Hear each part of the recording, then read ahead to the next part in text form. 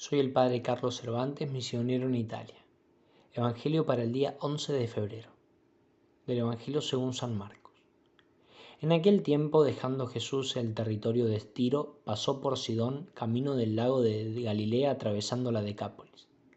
Y le presentaron un sordo que además apenas podía hablar, y le piden que le imponga las manos.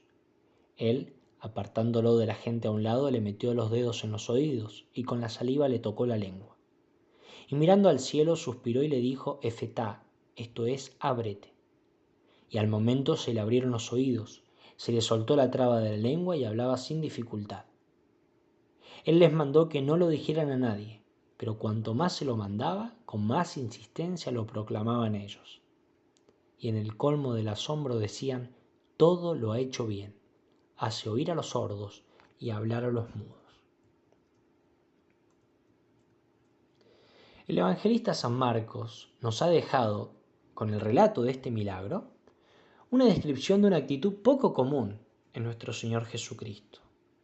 De hecho, a excepción de unos pocos episodios, los milagros del Señor tuvieron lugar sin las ceremonias aquí mencionadas. Pero debemos entender una cosa. Lo que Jesús siempre exigía como condición necesaria para realizar los milagros que pedía la gente era la fe. Un acto de fe en Él, en su poder, en su mensaje, en su verdad. Es esta fe que nos enseña a ver el significado profundo de cada uno de los milagros de nuestro Señor. Jesucristo, con sus milagros, quiso darnos no solo el don de la curación, del consuelo, de la ayuda, del alivio de un poco de pan, sino que al mismo tiempo quiso enseñarnos verdades divinas. Y precisamente por eso la fe es indispensable. Sin la fe, los que seguían a Jesucristo solo habrían visto en Él a un taumaturgo, a un sanador, a una persona que hacía hechos maravillosos. Pero la fe nos permite ver más allá de nuestras narices, más allá de lo que simplemente parece. Nos permite ver el significado profundo que hay detrás de las acciones de Jesucristo. Y así es como debemos entender este milagro. Todos estos gestos realizados por el Señor, de tocarle los oídos, fueron hechos, ordenados, para dar lugar a un acto de fe en el sordomudo enfermo. Fueron hechos para producir en el sordomudo un acto de fe.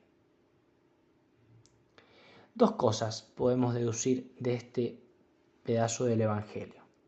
En primer lugar, la gran importancia que tiene el contacto físico con Jesucristo para nuestra salvación.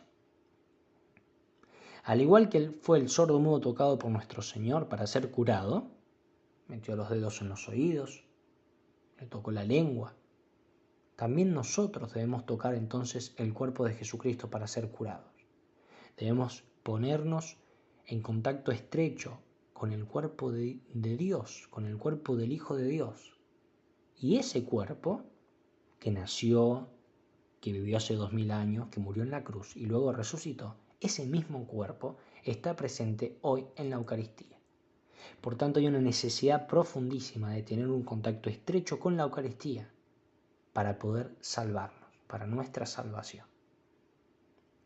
Y la segunda cosa es la necesidad de abrirnos a la verdad.